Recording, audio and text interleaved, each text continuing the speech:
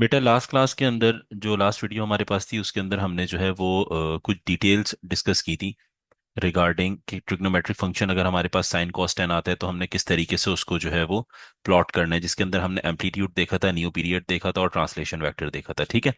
अब जो आज की क्लास है उसके अंदर हम जो है वो कुछ पास पेपर क्वेश्चंस डिस्कस करेंगे। कुछ जो है वो डिफरेंट टाइप ऑफ क्वेश्चंस देखेंगे, ट्रिग्नोमेट्रिक फंक्शंस ट्रिग्नोमेट्रिक ग्राफ से रिलेटेड आपके किस टाइप के क्वेश्चंस आते हैं और उनको हम अटेम्प्ट करेंगे। ठीक है। बस आपने ये कॉन्सेप्ट ध्यान में रखना है कि तीन जो चीजें हमने डिस्कस की थी, एम्पलीट्यूड, न्यू पीरियड और ट्रांसलेशन वेक्टर से रिलेटेड, उनके कॉन्सेप्ट आपको क्लियर होने चाहिए। तीन स्टेप्स हमने गो थ्रू किए थे और उन्हीं को हम जो है वो फॉलो करेंगे पास पेपर क्वेश्चंस में सॉल्व करते हुए। ठीक है। क्वेश्चन नंबर वन आपके पास यहाँ पर है, y is equals to sine three x minus one. सही है। अब इसके अंदर सबसे पहला काम क्या हो रहा है, देखो, एक बात याद रखना कि जब भी आप क्वेश्चन को सॉर्ट आउट कर रहे होते हो, आपने एक चीज पे फोकस ये रखना है, क्योंकि यहाँ तीनों चीजें एक साथ अप्लाई हो रही हैं। यहाँ पे मेरे पास ये जो टू है ये एम्पलीट्यूड को शो कर रहा है, ये जो थ्री है that is the value of b, और माइनस वन जो है ये ट्रांसलेशन वेक्टर को शो कर रहा है आपके पास। सही है। अब आपने काम क्या करना है, सबसे पहले आपने ये आइडेंटिफाई करना है कि जो मेरे पास यहाँ पे साइन थ्री एक्स है, क्योंकि हमेशा याद रखना न्यू पीरियड हमेशा पहले सॉल्व होगा जब भी क्वेश्चन के अंदर तीनों चीजें आती हैं, एम्पलीट्यूड, बी जिसे आप न्यू पीरियड के जरिए सॉल्व करते हो, और ट्रांसलेशन वेक्टर।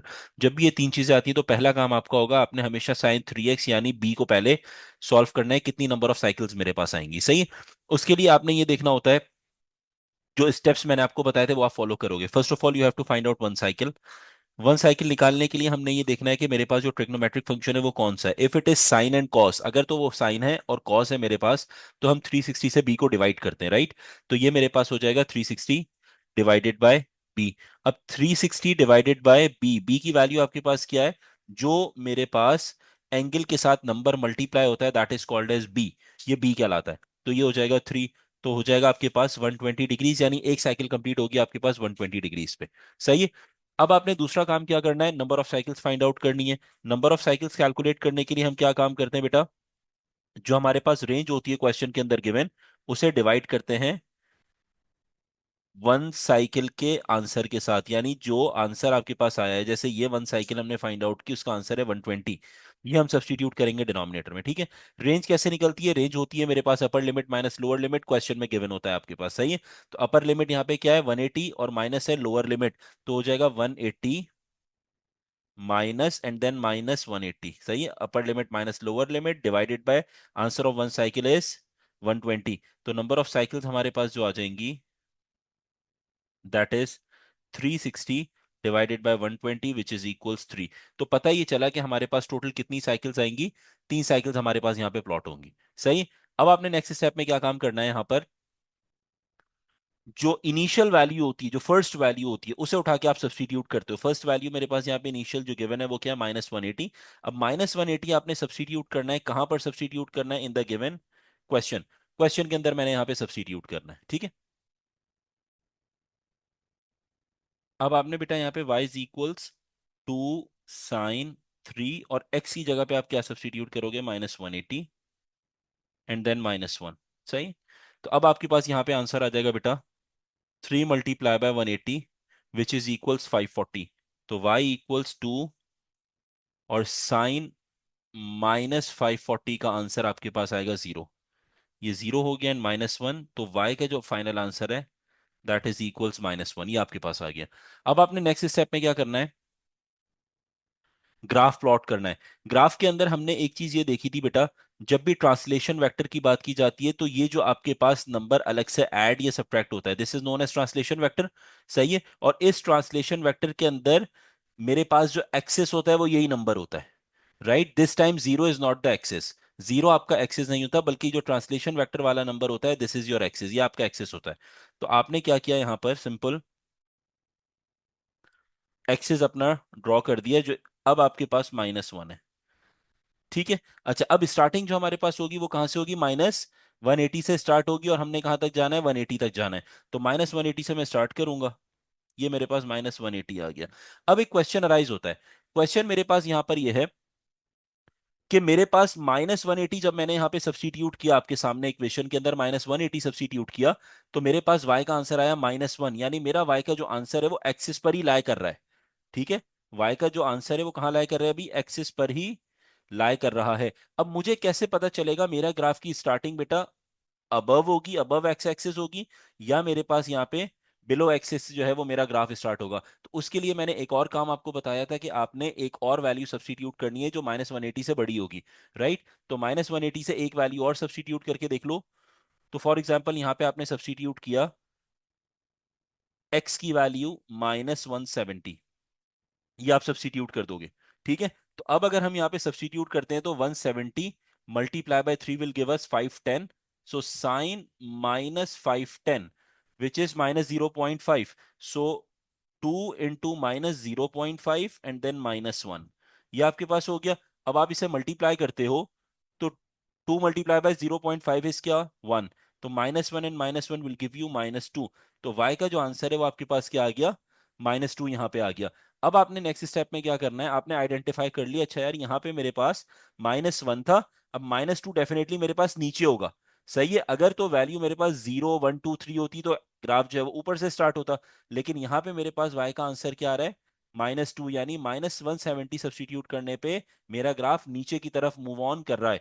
तो इसका मतलब ये है कि आपने अपना जो ग्राफ ड्रॉ करना है बेटा, इस तरीके से आप अपनी 3 साइकिल्स ड्रॉ करोगे, यहां से ग्राफ स्टार्ट कर लोगे। ये आपके पास हो गया, ये एक आपके पास साइकिल कंप्लीट हो गई। Then we have the other cycle, उसके बाद ये 3 साइकिल।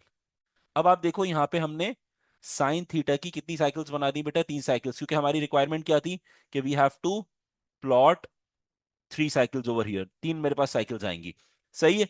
अब हमने ये चेक करना है, एक मेरे पास जो है वो कहाँ पे कंप्लीट हो रहा था, एक साइकिल मेरे पास 120 डिग्रीज पर कंप्लीट हो रही है, सही है? यानी 120 डिग्रीज का पूरा एक गैप आ रहा है। तो खुद देखो, अगर मेरे पास इनिशियल स्टार्टिंग -180 हो रही है, तो अगली जो साइकिल है, यहां से जो साइकिल मेरी स्टार्ट होगी, सो ऑन आगे की तरफ जो स्टार्ट होगी, तो वो किस पॉइंट पे होगी, उसके लिए मैं क्या काम करूंगा, -180 में अपना जो गैप होता है, this is known as a gap, ठीक है? जो एक वन साइकिल को कंप्लीट करता है पूरा, ये क्या कहलाता है बेटा, इसे आप गैप भी कह सकते हो, जो एक साइकिल को पूरा कंप्लीट कर रहा होता है, या कंप्लीशन ऑफ वन साइकिल, इसे हम गैप का नाम दे देते हैं, ठीक है? तो एक गैप मेरे पास कब आ रहा है, जब मैं इनिशियल वैल्यू में उस गैप को ऐड अप करूंगा, सो इट विल बी 120 डिग्रीज, तो मेरा आंसर आएगा -60 डिग्रीज। सिमिलरली यहाँ पे मेरे पास क्या आ गया, -60 डिग्रीज मेरे पास आ गया बेटा, सही है? अब नेक्स्ट स्टेप में आपने क्या करना है, जो -60 है, अब क्योंकि मेरी नेक्स्ट साइकिल जो है वो -60 से स्टार्ट हुई और पूरी एक साइकिल यहाँ पे कंप्लीट हो गई, तो यहाँ पे मेरे पास साइकिल एंड हो रही है, तो इसका मतलब ये है कि यहाँ से मेरे पास नेक्स्ट साइकिल स्टार्ट होगी, यहाँ से मेरे पास एक और साइकिल स्टार्ट होगी जो 180 डिग्रीज पर एंड अप करेगी, क्योंकि लास्ट लिमिट तो मुझे पता है ये 180 डिग्रीज है, राइट? तो अब मेरे पास ये जो वैल्यू है कैसे कैलकुलेट होगी, -60 में मैं अपने गैप को अगेन ऐड अप करूंगा, तो -60 में 120 डिग्रीज जब ऐड अप होगा, तो मेरा आंसर आ जाएगा 60 डिग्रीज, तो ये मेरे पास आ गया बेटा 60 डिग्रीज, ये 60 आपके पास आ गया। और अब आप चेक कर सकते हो, जब 60 से स्टार्ट किया और आपने अगेन 60 में 120 ऐड करोगे, क्योंकि ये क्या हो जाएगा बेटा, 60 प्लस 120 ऐड करोगे 180 डिग्रीज आ जाएगा, यानी मेरे पास फाइनल लिमिट आ गई जो हमारे पास क्वेश्चन में भी गिवन थी, राइट? अब आपने नेक्स्ट स्टेप में क्या काम किया, आपको पता चल गया यार मेरे पास जो है वो एक साइकिल 120 के गैप से चल रही है और 3 साइकिल्स मेरे पास यहाँ पे कंप्लीट हो गई, सही है? अब सबकी सेंटर वैल्यूज निकालो। सेंटर वैल्यूज कैसे निकलेगी, -180 और -60 के बीच में जो सेंटर, एग्जैक्ट सेंटर वैल्यू है वो मेरे पास यहाँ पे क्या होगी, वो मेरे पास होगी -120 डिग्रीज, राइट? तो ये हो जाएगा मेरे पास -120 डिग्रीज। सिमिलरली मेरे पास -60 और -60 का मिड पॉइंट क्या हो जाएगा, 0, ये 0 पॉइंट है मेरे पास, और उसके बाद 60 और 180 का सेंटर पॉइंट क्या हो जाएगा, 120 डिग्रीज, ये 120 डिग्रीज आपके पास हो गया, सही है? अब आपने नेक्स्ट स्टेप में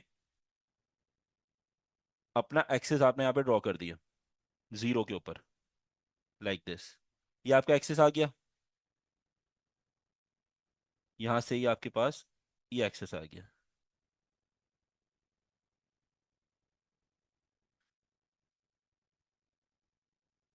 ठीक है? अब हमने जो है वो नेक्स्ट स्टेप में क्या काम करना है, क्योंकि ग्राफ हमारा एग्जैक्ट प्लॉट हो गया, हमने काउंटिंग करके भी देख सकते हैं, ये आपके पास एक साइकिल बन गई, then we have the second cycle, और उसके बाद ये आपके पास थर्ड साइकिल आ गई, सही है? अब आपने नेक्स्ट स्टेप में क्या करना है, सिंपल, -1 आपको यहाँ पे पता था ट्रांसलेशन वेक्टर। अब आपने 2 को देखते हुए अपनी पीक्स को डिसाइड करना है, मैक्सिमम पीक क्या होगी और मिनिमम पीक मेरे पास यहाँ पे क्या होगी। ठीक है, तो अब आपने देखना है, हमने ये सीखा था जो भी पीक वैल्यूज होती हैं उसमें अपना ट्रांसलेशन वेक्टर ऐड अप करते हैं। सही है, मैक्सिमम पीक में और मिनिमम पीक में ये एम्पलीट्यूड होता है। सही है, एम्पलीट्यूड हमें क्या बताता है कि मैक्सिमम पीक यहाँ पे क्या है, 2 है, और मिनिमम पीक यहाँ पे क्या है, -2 है। ठीक है, ये हमें क्या बता रहा होता है, एम्पलीट्यूड बता रहा होता है। इसमें हम अपना ट्रांसलेशन वेक्टर ऐड अप करते हैं, तो ये हो जाएगा -1 और -1। तो मैक्सिमम पीक आ गई 1 और मिनिमम पीक आ गई -3।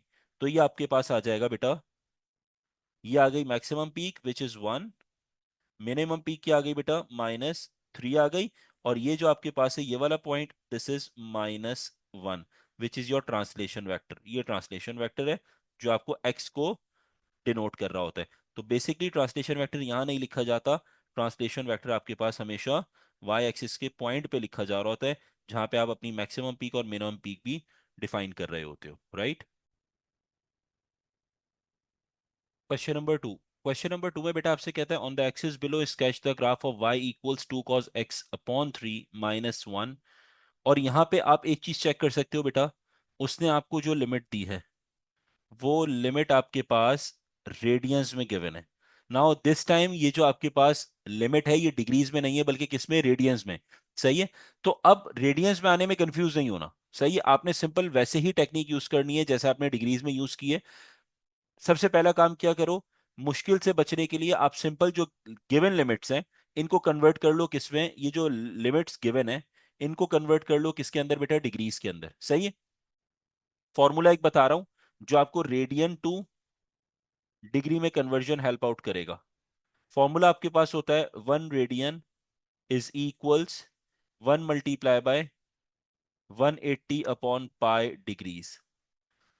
ये फॉर्मूला मेरे पास होता है, ये याद रख लेना। सही है, अब आपने क्या करना है, इसके अंदर सब्स्टिट्यूट कर दो, -पाई भी कन्वर्ट करो और 3 पाई भी कन्वर्ट करो। तो जब -पाई कन्वर्ट करोगे इसके अंदर, -पाई रेडियन इज इक्वल्स -पाई × 180/पाई। सही है, क्योंकि यहाँ पे अगर 1 रेडियन है तो ये 1 मल्टीप्लाई हो रहा है, अगर यहाँ पे जो भी वैल्यू होगी वो यहाँ पे मल्टीप्लाई हो जाएगी विद द फॉर्मूला, 180/पाई विल रिमेन सेम, ये एज इट इज रहेगा। सही है, अब आपने इसको कैंसिल किया तो आपको पता चल गया -पाई रेडियन बराबर है -180 डिग्रीज के।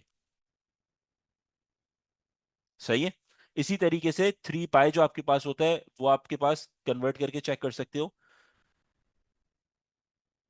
3 पाई रेडियंस इज इक्वल्स 3 पाई × 180/पाई। पाई से पाई आपका कैंसिल हो जाएगा, सो 180 × 3, सो 180 times 3 will give you 540। 540 degrees के बराबर है मेरे पास। सही है? तो अपनी आसानी के लिए आपने क्या किया, अपनी लिमिट्स को उठा के लिख लिया यहां पर,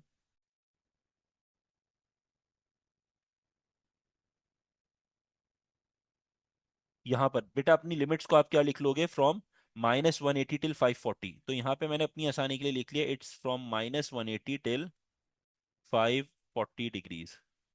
ये मैंने अपनी लिमिट्स लिख ली। अब आप क्या करो, वैसे ही काम करो जैसे आप नॉर्मल अपना सॉल्यूशन कर रहे हो तो फॉर डिग्रीज। सही है, आपने सबसे पहला स्टेप क्या करना है, you have to find out one cycle. One cycle निकालने के लिए आप क्या करते हो, वन साइकिल इज इक्वल्स, अब क्योंकि क्वेश्चन किसका है, कॉस थीटा है यहाँ पे। ठीक है, तो साइन और कॉस के लिए आपको पता है 360 डिवाइडेड बाय बी होता है, राइट। तो ये हो जाएगा 360 डिवाइडेड बाय बी। अब यहाँ पे जो बी है वो मेरे पास, अच्छा अब देखो यहाँ पे क्वेश्चन लिखा हुआ किस तरीके से, इसको थोड़ा सा समझते हैं। यहां पे आपके पास क्वेश्चन जो लिखा हुआ है बेटा वो लिखा हुआ है इस तरीके से, cos x/3। सही है, हमने ये सीखा था जो एंगल के साथ नंबर मल्टीप्लाई होता है वो b कहलाता है, राइट।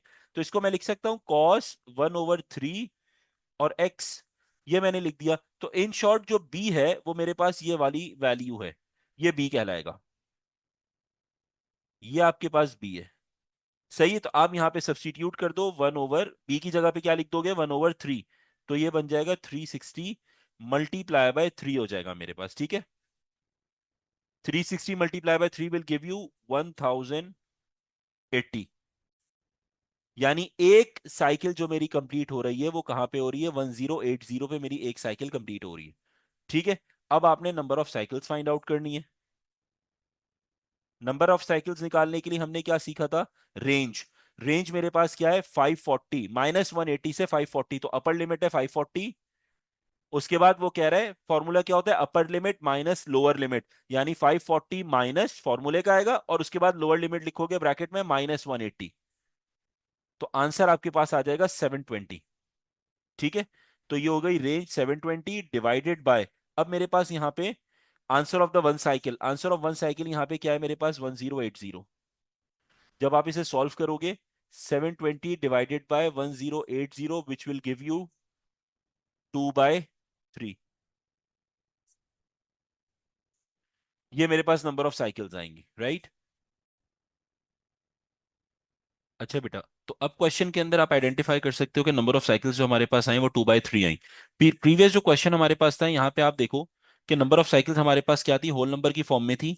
तो हमें ये पता था यार हमारे पास 3 साइकिल्स बनेंगी, 2 साइकिल्स बनेंगी, 1 साइकिल होगी, 4 साइकिल्स होंगी, जो भी आपके पास। लेकिन दिस टाइम यहाँ पे मेरे पास नंबर ऑफ साइकिल्स क्या आ रही है? फ्रैक्शनल फॉर्म में आ रही है। तो अब यहाँ पे जो है वो इसे ड्रॉ करना बहुत मुश्किल हो जाएगा कि हम कहाँ से जो है वो अज्यूम करें, किस तरीके से हमारे पास 2/3 हम प्लॉट करेंगे। सही है, होल नंबर तो प्लॉट करना आसान होता है, पता होता है कितनी नंबर ऑफ साइकिल्स आपके पास होंगी। तो इसका तरीका क्या होता है?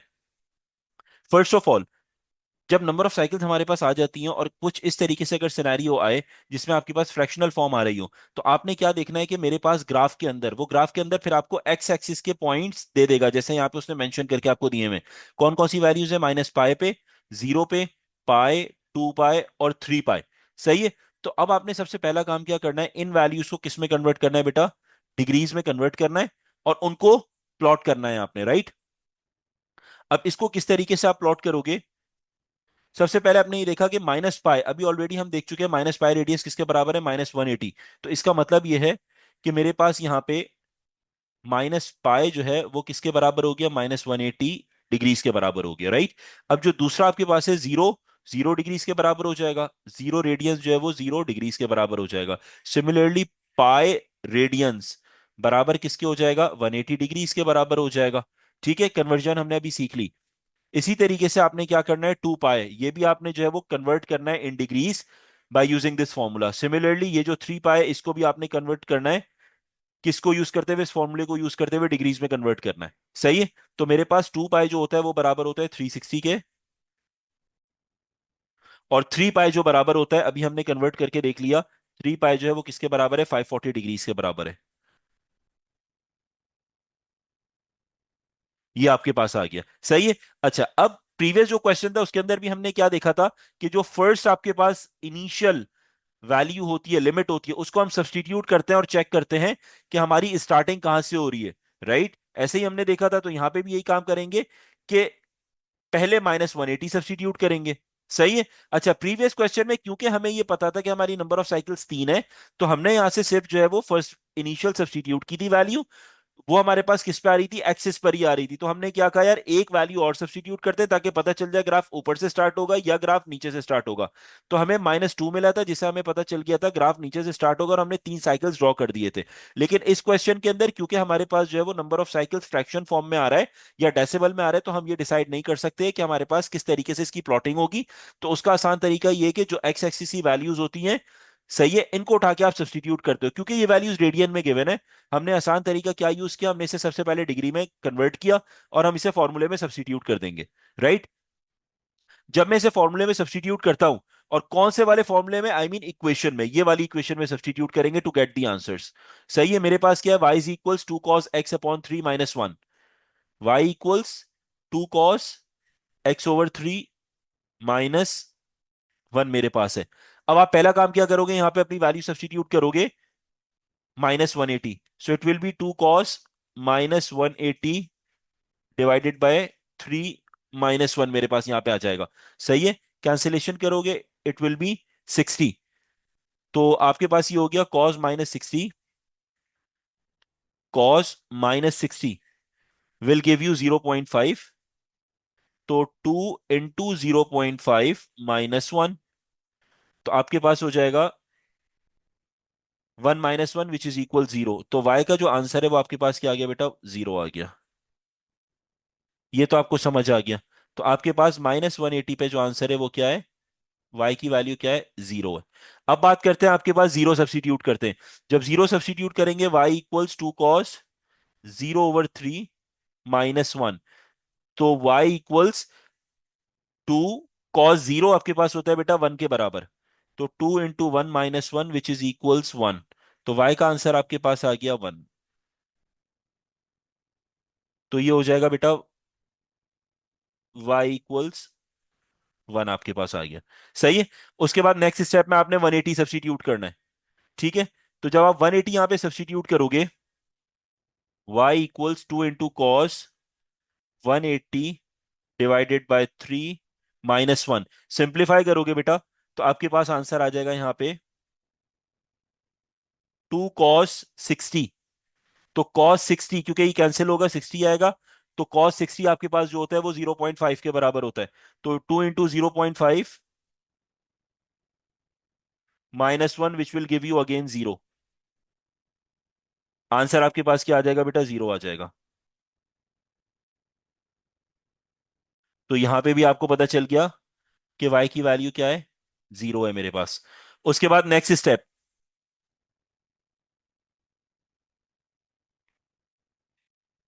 नेक्स्ट स्टेप में आपने करना है rest of the value substitute करनी है। रेस्ट ऑफ द वैल्यूज क्या है, 360।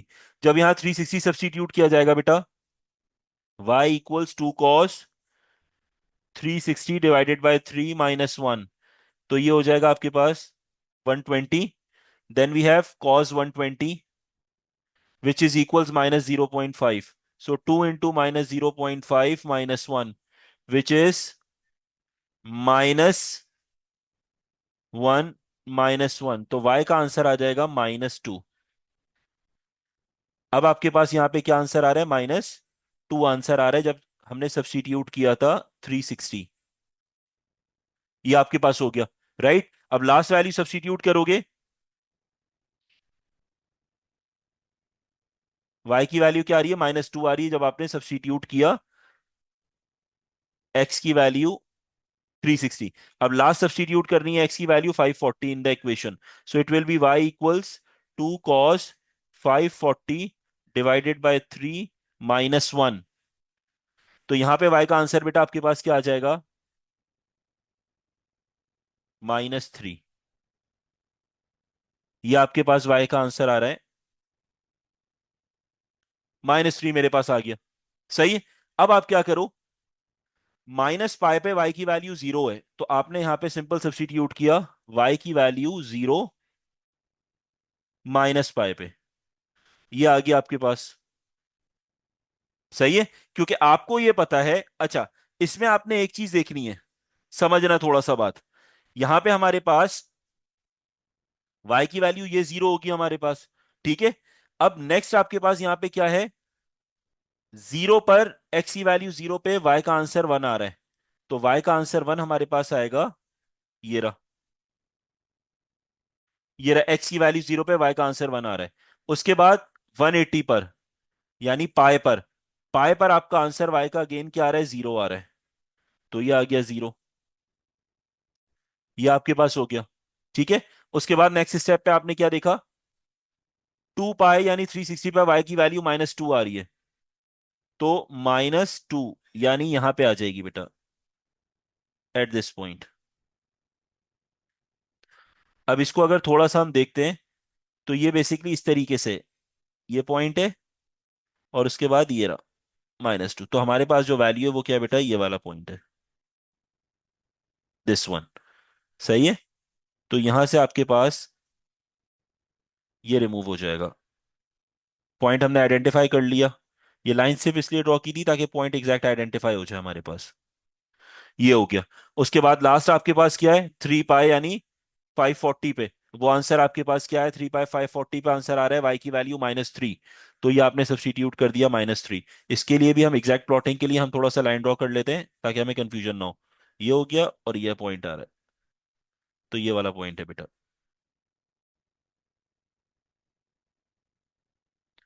अब आपने रेस्ट ऑफ द वैल्यूज यहाँ पे रिमूव कर दी, लाइक दिस।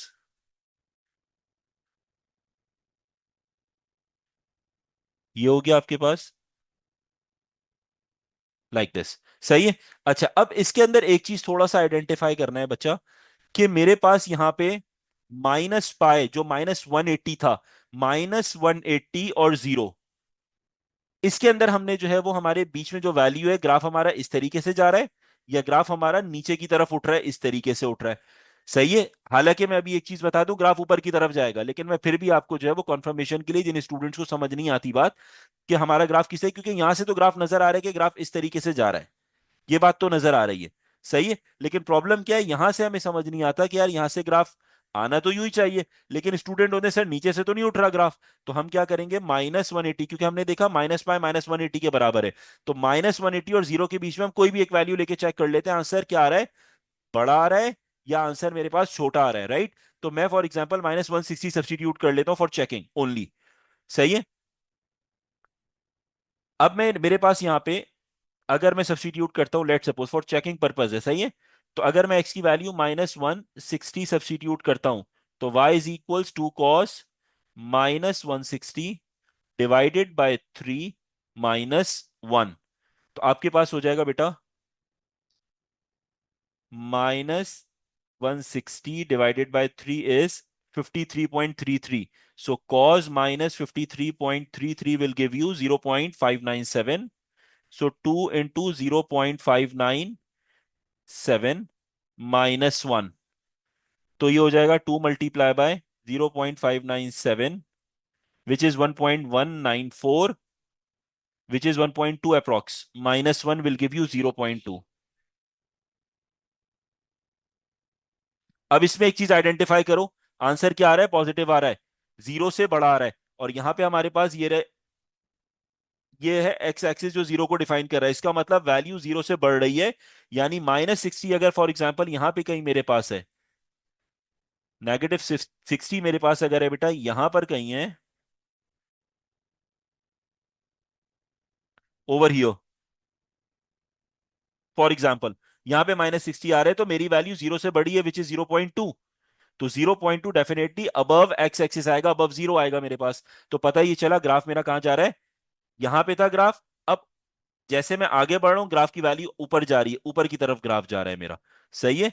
तो इसलिए हम जो है वो, जो हमारा ग्राफ प्लॉट होगा वो किस तरीके से हो जाएगा, यहां से आपके पास ग्राफ आएगा बेटा लाइक दिस, ये ग्राफ आया, यहां से आपके पास ग्राफ दिस वन, और इस तरीके से ग्राफ यहां से प्लॉट होके ये ग्राफ आ गया। सही है। और आपको पता है कॉस थीटा का जो ग्राफ स्टार्ट होता है वो कहां से होता है, फ्रॉम दिस पॉइंट 1 से स्टार्ट होता है लाइक दिस। सही है। नॉर्मल अगर हम देखते हैं, ये हमारे पास वाई एक्सिस है और ये हमारे पास एक्स एक्सिस है, तो ग्राफ यहीं से स्टार्ट होता है कॉस थीटा का, लाइक दिस, ये आपके पास कॉस थीटा का ग्राफ होता है। ठीक है। तो इसकी स्टार्टिंग कहां से होती है, यहां से स्टार्ट होता है ऊपर से, बिल्कुल ओरिजिन से स्टार्ट नहीं होता बल्कि ऊपर से स्टार्ट होता है। तो ये आप देखो यहां से भी यहीं से स्टार्ट हो रहा है, ऊपर से स्टार्ट हो रहा है, ओरिजिन से नहीं हो रहा। तो इसका मतलब कॉस थीटा का ग्राफ हमारे पास बिल्कुल सही बना हुआ है, क्योंकि अब ये आगे जाके ग्राफ जो है वो अपना पीक पॉइंट लेगा और पीक पॉइंट लेके फिर रिवर्स होना शुरू करेगा। तो जैसे आपके पास लिमिट्स होती हैं उस हिसाब से ग्राफ अपनी शेप को जो है वो चेंज कर रहा होता है, राइट। तो अब आप देखो यहाँ पे ग्राफ ने कॉस थीटा का पूरा ग्राफ इस तरीके से होता है लाइक दिस, ये पूरा ग्राफ होता है कॉस थीटा का। सही है। जो यहां से स्टार्ट होता है और यहाँ पे 360 पे, या इसे 2 पाई कह लो, 2 पाई पे एंड हो रहा होता है। तो देखो यहाँ पे अगर मैं यहां से स्टार्ट करता हूं तो ग्राफ ने अपनी पूरी साइकिल कंप्लीट नहीं की। सही है। पूरी साइकिल इसने कंप्लीट नहीं की, जब ही इसका आंसर 2/3 आ रहा है, विच इज 0 पॉइंट समथिंग। सही है, जो डेसिमल में मेरा आंसर आ रहा है। करेक्ट। तो अब इसको क्योंकि ड्रॉ करना मुश्किल होता है, तो हम क्या करते हैं यहाँ पे, जो एक्स एक्सिस के पॉइंट्स होते हैं, जैसे माइनस पाई था जिसे हमने डिग्री में कन्वर्ट किया, 0 था, 0 डिग्रीज, पाई था 180 डिग्रीज, 2 पाई था 360 डिग्रीज, 3 पाई था 540 डिग्रीज, तीनों को हमने सब्सटीट्यूट किया डिग्रीज में, और उसके बाद सब्सटीट्यूट करके अपने आंसर को उठा के प्लॉट कर दिया, तो आपका ग्राफ यहाँ पे डायरेक्टली प्लॉट हो जाएगा। क्वेश्चन नंबर 3 बेटा, क्वेश्चन नंबर 3 के अंदर आपसे कहता है कि आपने क्या करना है, पैरामीटर्स फाइंड आउट करने हैं। क्वेश्चन आप आइडेंटिफाई कर सकते हो, ये क्वेश्चन उसने दिया हुआ है। क्वेश्चन दिया हुआ है y equals a cos B X plus सी। अब यहां पे जो है वो तीन पैरामीटर्स हैं जो अननोन है मेरे पास, किसी भी ट्रिग्नोमेट्रिक फंक्शन के अंदर, किसी भी ट्रिग्नोमेट्रिक इक्वेशन के अंदर। जो मेरे पास ए है, बी और सी, ये किस चीज को डिनोट करता है, एम्पलीट्यूड, ये किस चीज को, न्यू पीरियड, और ये आपके पास क्या होता है, translation vector, which is your TV, translation vector होता है। सही है। तो अब हमने काम क्या करना है, स्टेप्स फॉलो करने हैं सबसे पहले। देखो, मैं अगर सिंपल आपसे एक बात करता हूं, सबसे आसान तरीका ये होता है कि आप पहले एम्पलीट्यूड कैलकुलेट करो। सही है। एम्पलीट्यूड किस तरीके से कैलकुलेट किया जाता है, इसका फॉर्मूला अपने पास नोट डाउन कर लो बेटा। एम्पलीट्यूड का फॉर्मूला आपके पास होता है अपर लिमिट, जब ग्राफ गिवन है, राइट, जब ग्राफ गिवन है और आपने एम्पलीट्यूड फाइंड आउट करना है, तो इसका फॉर्मूला होता है अपर limit minus lower limit divided by 2। ये आपके पास फॉर्मूला होता है। तो यहां पे आपके पास अपर लिमिट क्या आ रही है बेटा, ग्राफ की पीक। ये चेक कर सकते हो ग्राफ की पीक किस पे है यहाँ पे। थोड़ा सा और इसको जो है वो इस तरीके से देख लेते हैं। ये देखो, ग्राफ आपको यहाँ पे कहाँ नजर आ रहा है, 2 पे नजर आ रहा है। और लोअर लिमिट ग्राफ की कहाँ पे नजर आ रही है, -4 पे नजर आ रही है। ठीक है। तो यहाँ पे आपके पास सब्स्टिट्यूशन किस तरीके से हो जाएगी, 2 upper limit minus and then lower limit is -4 divided by 2। तो ये हो जाएगा बेटा 2 + 4 = 6 डिवाइडेड बाय 2, तो 3। एम्पलीट्यूड आपके पास यहाँ पे जो आ गया। अच्छा, एम्पलीट्यूड कहाँ लिखा जाता है, एम्पलीट्यूड हमेशा लिखा जाता है ट्रिग्नोमेट्रिक फंक्शन के साथ मल्टीप्लाई हो रहा होता है। ट्रिग्नोमेट्रिक फंक्शन यहाँ पे क्या है, cos bx, ये पूरा ट्रिग्नोमेट्रिक फंक्शन है, इससे कोई नंबर अगर मल्टीप्लाई होता है उसे एम्पलीट्यूड कहते हैं। तो यहाँ पे according to the question amplitude का जो उसने अल्फाबेट दिया है वो क्या दिया हुआ है, स्मॉल ए। तो आप यहाँ पे लिखोगे small a is equals to 3। ये आपने एम्पलीट्यूड कैलकुलेट कर लिया। ठीक है। अब बात कर लेते हैं हमारे पास बी की। बी कैलकुलेट करने के लिए आपने सबसे पहला स्टेप क्या करना है, जैसे हम 1 साइकिल निकालते थे फिर हम नंबर ऑफ साइकिल्स निकालते थे, सही है। सबसे पहले क्या काम करते थे, प्लॉटिंग के अंदर 1 साइकिल और फिर नंबर ऑफ साइकिल्स। यहां पे काम जो है वो आपने रिवर्स करना है, सबसे पहले नंबर ऑफ साइकिल का फॉर्मूला यूज करोगे और उसके बाद आप क्या यूज करोगे यहाँ पे, अपना 1 साइकिल का फॉर्मूला, तो आपको बी पता चल जाएगा यहाँ पे। सही है। तो आपने सबसे पहला स्टेप क्या किया बेटा, नंबर ऑफ साइकिल का फॉर्मूला यूज किया। नंबर ऑफ साइकिल का जो फॉर्मूला होता है वो क्या होता है, range divided by answer of 1 cycle.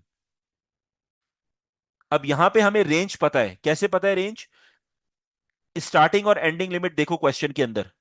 ये देखो स्टार्टिंग लिमिट -पाई है और एंडिंग लिमिट क्या है मेरे पास, 2 पाई है। और रेंज निकालने का फॉर्मूला आपको पता है 2 पाई माइनस माइनस पाई, यानी अपर लिमिट माइनस लोअर लिमिट, ये रेंज का फॉर्मूला होता है। तो 2 पाई में से -पाई को सब्ट्रैक्ट कर दो, so it will be 2 pi minus and then -पाई।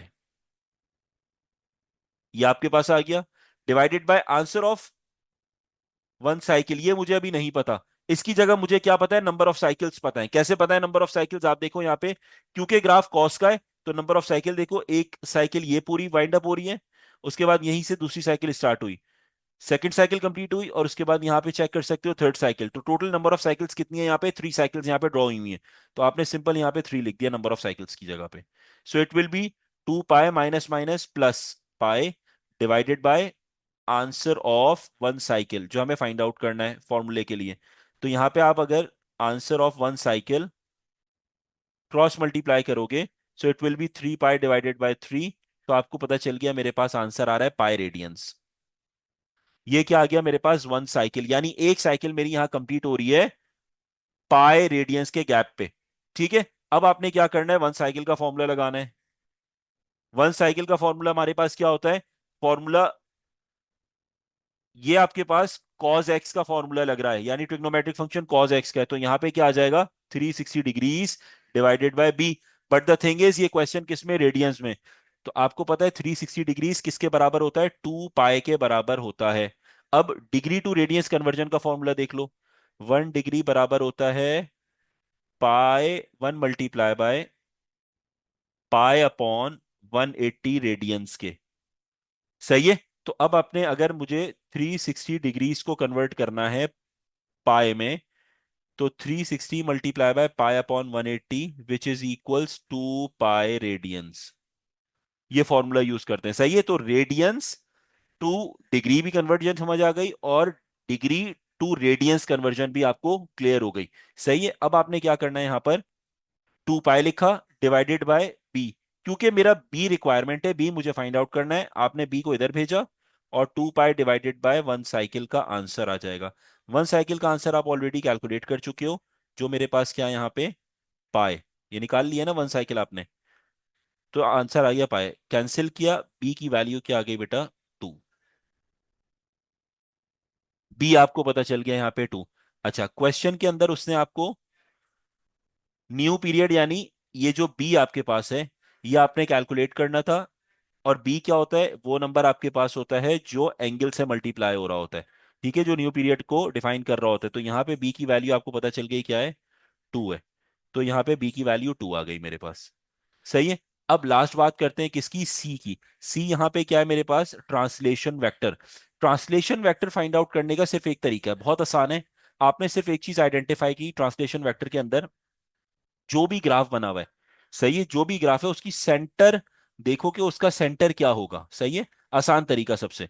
तो यहां पे मेरे पास देखो, नंबर ऑफ बॉक्सेस को काउंट कर लो। यहां से चेक करो 1, यहां से चेक करो 1, देन 2, 2, उसके बाद ये ले लो लेट सपोज 3, और ये हो गया 3। तो सेंटर लाइन कौन सी आ रही है, this line is the centre, right. तो इसको सिर्फ आइडेंटिफाई करने के लिए मैंने एक तरीका आपको समझाया है। तो ये आपके पास सेंटर आ रहा है, ये जो लाइन है ये कहलाएगी ट्रांसलेशन वेक्टर। सही है, यानी ये हॉरिजॉन्टल लाइन वाई एक्सिस पे जिस पॉइंट पे कट कर रही है, इंटरसेक्ट कर रही है, तो वो पॉइंट 1 है। सही है, तो बेसिकली 1 जो है वो आपके पास क्या है यहाँ पे, ट्रांसलेशन वेक्टर। अब सवाल ये पैदा होता है +1 है या -1 है। तो अगर तो एक्स एक्सिस से ऊपर मेरे पास ये वाली हॉरिजॉन्टल लाइन आती तो प्लस होता, अगर एक्स एक्सिस से नीचे मेरे पास ये वाली हॉरिजॉन्टल लाइन आ रही है तो क्या होगा, -1 होगा। सही है, इसी तरीके से अगर यहां पे मेरे पास ये हॉरिजॉन्टल लाइन आती तो ये +2 आपके पास ट्रांसलेशन वेक्टर होता। अगर यहां पे हॉरिजॉन्टल लाइन आती, फॉर एग्जाम्पल, ठीक है, ग्राफ को देखोगे कि सेंटर पॉइंट अगर ग्राफ का यहां पे आ रहा होता मेरे पास, तो ये होता मेरे पास -3 मेरे पास।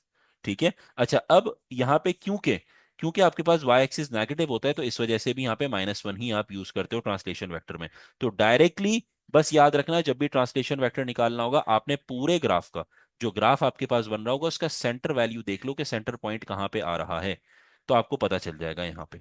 ठीक है। तो यहाँ पे देखो 2 1 0 यहाँ से हट गया, -2 -3 -4, 3 पॉइंट ऊपर से हट गए, 3 पॉइंट नीचे से हट गए, तो सेंटर वैल्यू जो आई वो आपके पास यहाँ पे -1 आ गई। ये -1 है बेटा, ठीक है, माइनस यहाँ पे नजर नहीं आ रहा होगा, -1 है क्योंकि बिलो जीरो है ना, ये बिलो एक्स एक्सिस है तो -1 है। तो ट्रांसलेशन वेक्टर यानी सी की वैल्यू आपको पता चल गया directly, since c is the translation vector. तो मेरे पास जो सी की वैल्यू है वो क्या आ गई यहाँ पे, -1। अब मैं अगर अपनी इक्वेशन को यहाँ पे फाइनल ड्राइव करता हूँ, तो मेरी जो इक्वेशन आएगी बेटा वो क्या आ गई, y इक्वल्स, अब ए की वैल्यू हमारे पास यहाँ पे क्या है, ए की वैल्यू एम्पलीट्यूड जो है वो 3 है, कॉस, तो ये हो जाएगा 3 cos, और बी की वैल्यू क्या है 2, एक्स आ गया और -1, ये आपके पास फाइनल आंसर आ जाएगा बेटा। फाइनल इक्वेशन आपके पास बन गई जिसका ग्राफ आपके सामने प्लॉट हुआ हुआ है बेटा। ठीक है। क्वेश्चन नंबर 3 के अंदर बेटा आपसे कहता है diagram 2 is a sketch of part of the graph y equals 3 cos 2x, ये मेरे पास है। सही है। अब आपके पास उसने एक ग्राफ दे दिया, थोड़ी देर के लिए ये भूल जाओ कि जो है वो ग्राफ प्लॉट हुआ हुआ है। आपने सिंपल अपना क्या करना है, 3 cos 2x की वैल्यूज को जरा आइडेंटिफाई करो। सही है, ग्राफ को थोड़ी देर के लिए ही भूल जाओ। ये जो 3 है ये किस चीज को डिनोट करता है, this denotes you the amplitude. इसको थोड़ा सा और बड़ा कर लेते हैं, ये जो 3 है बेटा ये किस चीज को डिनोट करता है, ये एम्पलीट्यूड को डिनोट कर रहा होता है, ये आपको पता है, ये एम्पलीट्यूड को हमें बताता है। सही है। तो अब हमारे पास यहां पर क्योंकि ट्रांसलेशन वेक्टर नहीं है, इसका मतलब यह है कि ये जो आपके पास एक्सिस है ये ओरिजिन पे है, 0 पर है। ठीक है। तो ये जो पीक होगी ये एम्पलीट्यूड पे खाली डिपेंडेंट होगी, यानी इस वैल्यू के ऊपर, तो ये हो जाएगा मेरे पास सिंपल 3। मैक्सिमम वैल्यू हम ऐसे ही कहते हैं, मैक्सिमम वैल्यू एम्पलीट्यूड को देखते हुए आती है, ये हो जाएगा 3। और जो मिनिमम वैल्यू है ये आपके पास क्या हो जाएगी, -3। सबसे पहली चीज तो ये आइडेंटिफाई हो गई। ठीक है। अब बात करते हैं आपके पास cos 2x की, ये किसको शो करता है, this is the value of b। सही है। और ये b आपके पास जो है वो किस तरीके से हम कैलकुलेट करते हैं, using 1 cycle and number of cycles. ठीक है। तो सबसे पहले आप यूज करो फॉर्मूला 1 साइकिल का। 1 साइकिल किसके बराबर, कॉस है, trigonometric function, so 360 divided by b. So 360 divided by b का मतलब ये है 360 divided by 2 which is equals to 180 degrees. तो पता ये चला कि एक साइकिल जो मेरी कंप्लीट होगी वो कितने पे होगी, 180 डिग्रीज पे कंप्लीट होगी।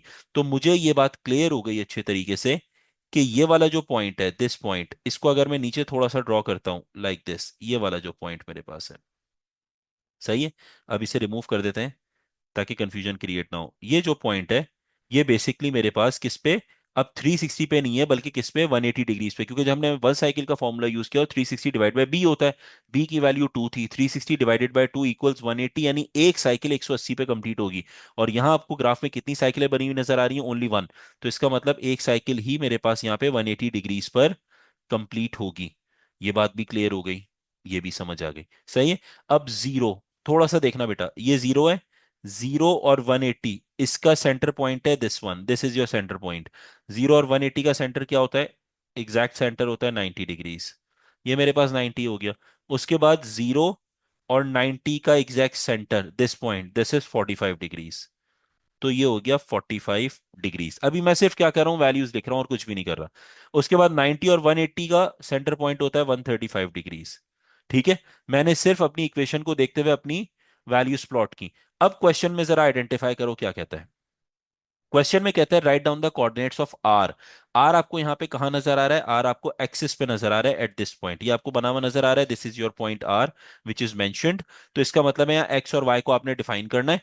एक्स की वैल्यू क्या है, 45 डिग्रीज, जो अभी हमने खुद फाइंड आउट की, कॉमा वाई की वैल्यू, मेन एक्स एक्सिस के ऊपर वाई की वैल्यू हमेशा जीरो होती है। तो 45 comma zero is the answer for R, यानी कोऑर्डिनेट्स फॉर आर हो गया। उसके बाद कह रहा है कोऑर्डिनेट्स ऑफ एस बताओ। तो कोऑर्डिनेट्स ऑफ एस का मतलब ये, पहले एक्स पे चेक करो, एक्स पे वैल्यू क्या है यहाँ पे, 90 डिग्रीज, यहाँ पे ड्रॉप हो रहा है। और यहाँ पे वैल्यू वाई की क्या आ रही है, -3 आ रही है।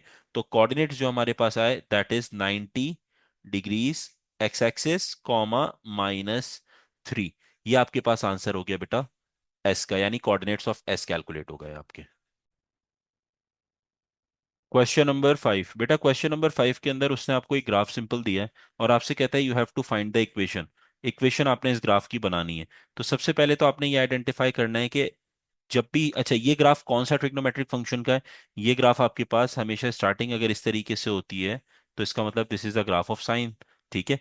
अब साइन के अंदर हमने क्या सीखा था, तीन टाइप की मॉडिफिकेशंस होती हैं। फर्स्ट वन क्या होता है बेटा, एम्पलीट्यूड। सेकंड क्या होता है, बी। और थर्ड आपके पास क्या होता है बेटा यहाँ पे, फर्स्ट एम्पलीट्यूड हो गया, सेकंड बी हो गया, और थर्ड आपके पास क्या हो गया, ट्रांसलेशन वेक्टर। ये तीन चीजें आपके पास होती हैं, सही।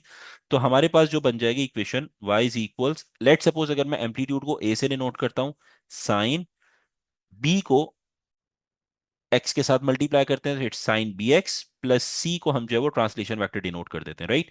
तो अब सबसे पहले जो मैंने काम करना है वो क्या है, कि आपने हमेशा एम्पलीट्यूड फाइंड आउट करना होता है, and you know the formula for amplitude. तो एम्पलीट्यूड का जो फॉर्मूला होता है वो क्या होगा, अपर limit minus lower limit divided by 2। So upper limit that means upper peak which is 2, lower limit which is your lower peak which is 0, right.